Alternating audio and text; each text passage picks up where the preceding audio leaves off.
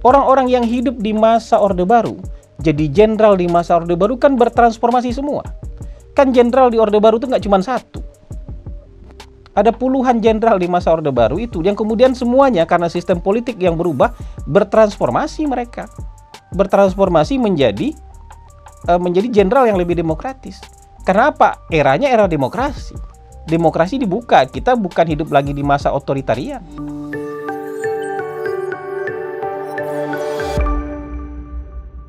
Baik, Assalamualaikum warahmatullahi wabarakatuh. Kita berjumpa lagi dalam siaran mikrofon Hasan Nasbi. Dan sekarang sudah masuk ke episode 129 ya. Dan hari ini saya ingin memberi judul tema podcast kita ini dengan merebus ulang dendam dari masa lalu.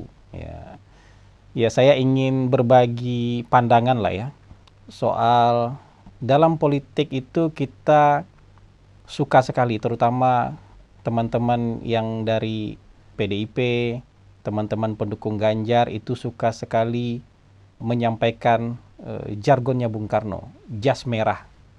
Jangan sekali-kali melupakan sejarah, ya.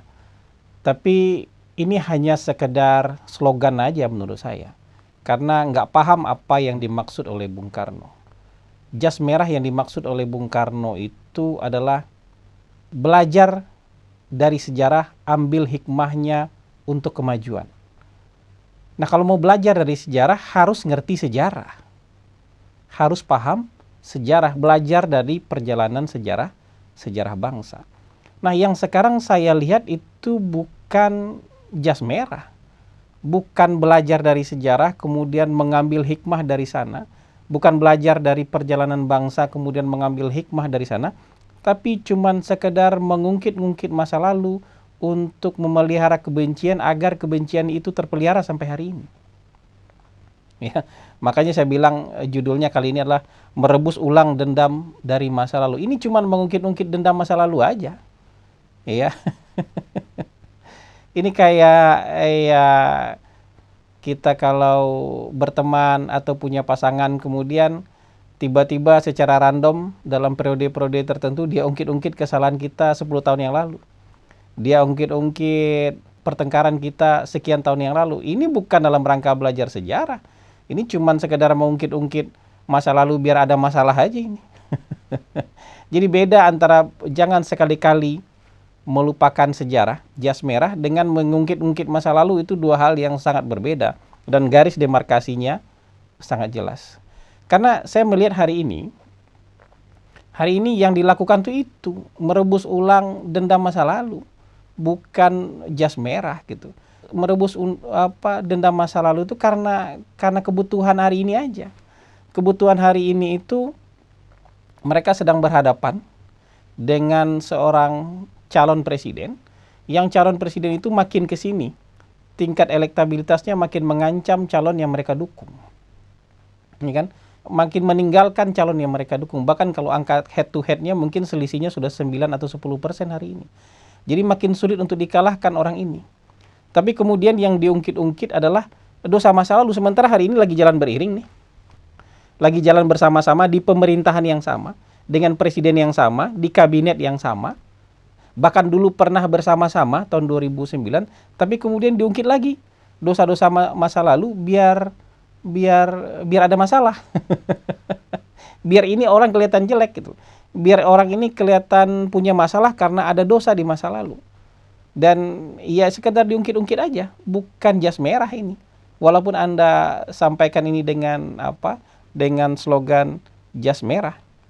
Ini bukan jas merah.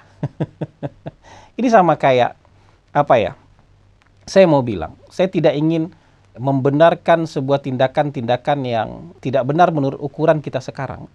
Tapi kita juga harus paham di masa apa kejadian itu berlangsung. Ya, di masa pemerintahan yang seperti apa kejadian itu berlangsung. Ya, saya ingin kasih contoh sama Anda. Saya waktu kecil itu masih menghadapi misalnya orang tua yang mencubit anak. Ya, saya masih melihat orang tua yang kalau menghukum anak itu dengan ikat pinggang. Mencambuknya dengan ikat pinggang. Saya masih menghadapi ketika SD guru-guru saya yang sudah tua itu, kalau marah itu memukul siswa dengan penggaris kayu. Pada zaman itu mungkin terlihat normal. Walaupun kita nggak suka, tapi itu terlihat normal dan tidak dihukum. Ya, orang tua mencubit anak, orang tua mendampar anak. Hari ini tuh KDRT pidana, itu masuk penjara itu. Mengajari anak dengan ikat pinggang, dengan rotan, dengan sapu lidi. Ya. Pada zaman itu tuh kelihatan iya zamannya seperti itu. Tapi hari ini kita akan mengukurnya, ini nggak benar orang tuanya. Kalau hari ini kita masih ngelihat anak dicambuk pakai ikat pinggang, kita lihat orang tua nggak benar. Dulu orang tuanya bilang, saya sedang mendisiplinkan anak. Orang tua lain juga akan melihat bahwa, oh itu orang tua sedang mendisiplinkan anaknya. Kalau ada anak dipukul pakai rotan, orang lain akan melihat, oh mungkin itu orang tua yang disiplin. Ada orang-orang tua kita yang bercerita dengan bangga, orang tua saya dulu sangat disiplin. Saya salah sedikit, saya dipecut pakai rotan. Tapi hari ini akan dilihat sebagai sesuatu yang kejam, KDRT. Bisa dilaporkan polisi, masuk penjara itu orang tua.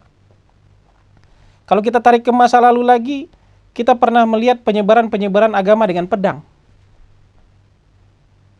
Kan kita melihat dalam sejarah-sejarah kalau misalnya agama mau disebarkan itu, dia keluar dari daerahnya, berdiri di gerbang sebuah kota, kemudian kasih pengumuman, kami kasih Anda 3 syarat. Kalau Anda pindah ke agama kami, Anda tidak kami perangi. Atau Anda mau bayar pajak sama kami. Kalau Anda mau bayar pajak sama kami, Anda tidak perangi. Kalau yang pertama dan kedua Anda tidak mau, ya Anda kami perangi. Di zaman itu kita akan melihat itu sebagai sesuatu yang normal. Semua orang akan terima itu sebagai sesuatu yang normal. Tapi hari ini, kita akan melihat itu sebagai sesuatu yang barbar. Coba hari ini ada orang yang mau menyebarkan agama, kemudian berdiri di depan gerbang sebuah negara, kemudian kami mau kasih Anda 3 syarat. Di zaman ini, nggak usah pakai pedang, pakai meriam deh, atau pakai tank. Di gerbang sebuah kota, kami kasih Anda 3 syarat. Anda masuk agama kami, atau Anda mau bayar pajak sama kami, atau kalau enggak ya Anda kami perangi. Diketawain nggak? Dilibas sama negara-negara lain gitu. Ini orang nggak beradab nih. Tapi di zaman itu dianggap beradab-beradab aja. Normalnya zaman begitu. Bahkan penyebaran agama juga ada yang dengan cara seperti itu. Ya kan? Atau mungkin kita tarik lagi misalnya ada masa sampai tahun 1900-an juga. Ya, orang-orang itu bisa merasa sebagai orang baik, orang beragama yang taat, dan bisa masuk surga sedang berjuang untuk membesarkan agama Tuhan sambil mempekerjakan budak. Dia mempekerjakan orang-orang yang tidak punya kemerdekaan, jadi harta milik dia. Ya kan? Nggak perlu digaji, tidak perlu dikasih hak-haknya dia, dan diperlakukan sebagai barang kepemilikan dan wajib bekerja memenuhi kebutuhan dia. Sampai tahun 1900-an itu mungkin masih ada.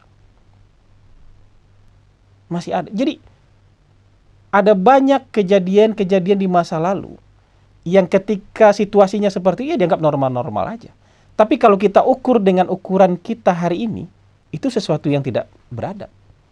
Itu sesuatu hal yang tidak bisa diterima oleh perikemanusiaan kita. Padahal di masa lalu ya itu dianggap biasa saja. Begitu juga ketika di masa pemerintahan otoritarian. Nggak usah kita berkaca di masa Orde Baru deh. Rusia deh hari ini.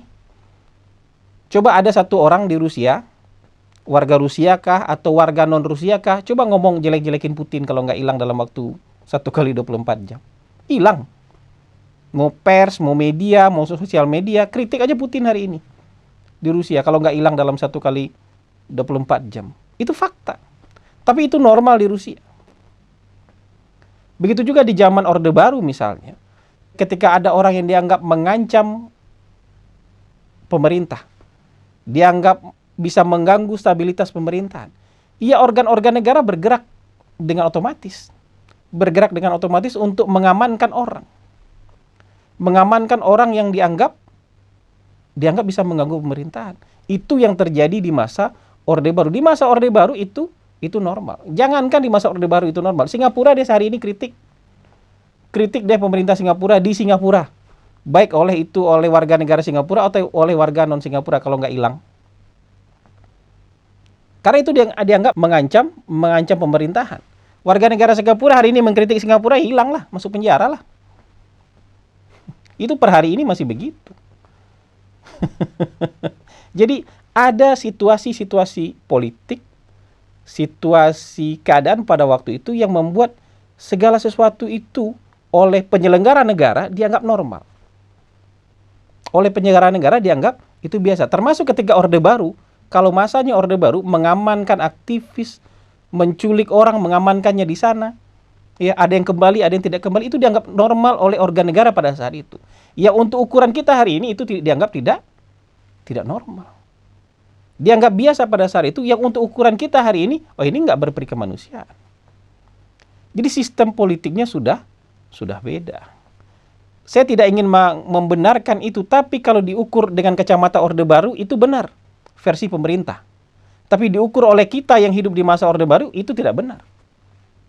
Ini yang saya sebut, kalau kita tidak belajar sejarah dengan benar, maka kita hanya akan mengungkit-ungkit dendam masa lalu, bukan belajar dari sejarah. Orang-orang yang hidup di masa Orde Baru, jadi jenderal di masa Orde Baru kan bertransformasi semua. Kan jenderal di Orde Baru itu nggak cuma satu. Ada puluhan jenderal di masa Orde Baru itu, yang kemudian semuanya karena sistem politik yang berubah, bertransformasi mereka. Bertransformasi menjadi jenderal yang lebih demokratis. Karena apa? Eranya era demokrasi. Demokrasi dibuka, kita bukan hidup lagi di masa otoritarian. Nah begitu cara belajar sejarahnya. Saya ingin menyampaikan ke Anda, kalau mau belajar sejarah itu belajar dengan benar. Republik ini bisa berdiri proklamasi tahun 1945 tanggal 17 Agustus gara-gara penculikan.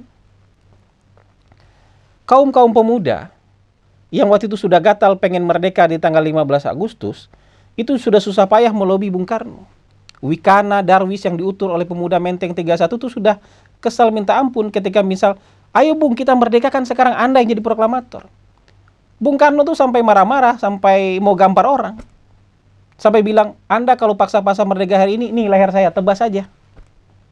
Karena saya tidak bisa meninggalkan posisi saya sebagai ketua panitia persiapan kemerdekaan Indonesia. Yang janji kemerdekaan Indonesia sudah disiapkan tanggalnya oleh Jepang. Ketika Wikana dan Darwis kemudian balik ke markasnya Khairul Saleh bilang, udah culik aja lah. Culik aja, todong senjata biar dia mau merdeka. Akhirnya diculik Bung Karno dan Bung Hatta. Kita merdeka gara-gara penculikan. Yang pada saat itu dianggap normal aja. Diculik, ditodong senjata, diculik, dibawa ke Rengas Dengklok, dipaksa untuk memerdekakan Republik Indonesia hari itu juga. Ini sejarah, itu yang dimaksud Bung Karno, jangan melupakan sejarah. Apakah orang yang menculik Bung Karno itu kemudian dihukum? Orang yang menodong senjata kepada Bung Karno itu kemudian dihukum? Enggak kan? Normal pada masa itu. Kalau kita hari ini bilang, wah menculik presiden ini, menculik tokoh besar ini, bisa dihukum orang itu, mati orang itu kalau menculik. Untuk ukuran hari. Tapi untuk ukuran hari itu nggak ada satupun yang dihukum gara-gara menculik Bung Karno. Menteri Pertahanan yang jelas-jelas secara undang-undang itu membawahi tiga angkatan, 3 orang yang punya pasukan senjata. Itu TNI itu, Panglima TNI itu di bawah Menteri Pertahanan, beda dengan Kapolri. Kapolri itu di bawah Presiden, tapi Panglima TNI, Kepala Staf Angkatan Udara, Kepala Staf Angkatan Darat, Kepala Staf Angkatan Laut itu di bawah Menteri Pertahanan. Anda kritik-kritik dia, Anda fitnah-fitnah dia, ada diculik nggak hari ini? Ada yang hilang nggak orang yang mengkritik dia? Comply nggak dia dengan demokrasi? Kompatibel nggak dia dengan demokrasi hari ini? Kan nggak ada yang hilang gara-gara kritik dia. Nggak ada yang masuk penjara gara-gara yang mengkritik dia hari ini. Padahal dia Menteri Pertahanan yang cukup powerful untuk itu.